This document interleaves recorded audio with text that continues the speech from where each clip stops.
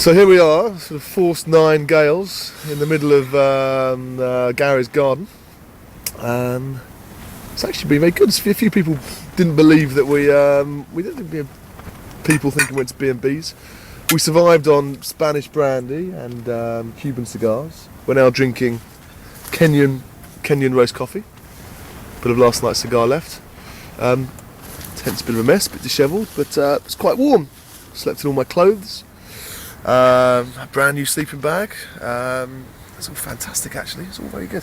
And now there's not one bit of wind. There's nothing going on. It's beautiful. What's all the fuss about? Lovely. Not one bit of rain, not one bit of wind. It's a beautiful evening. Oh. It's the whiskey. Brandy fell over.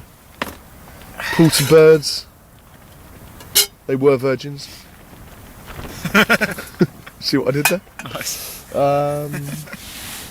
Gary's car might have blown away. Where's the car? Open the thing. Look outside through the oblong window. Beautiful. Beautiful. Not a cloud in sight apart from the ones you can see. Let's just River, just go. lake behind. So lake behind us, you can see the tent's actually bared up quite well. Oh look, there's a guide rope out here. Force 9 gales, pulled the guys out. Oh, and another one. Oh yeah. And another one here as well. 3 out. Wait, the only thing keeping the tent down was us sleeping on it. And it's a bit flappy. It's a little bit windy.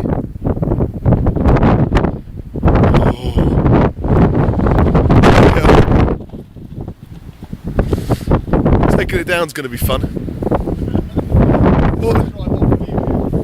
It's very biodegradable, the tent. I mean, how many years would it take for the tent to sort of disappear? Without us in it. This is a good video. All we need is Gilbert in a pair of tights, stiletto boots, prancing.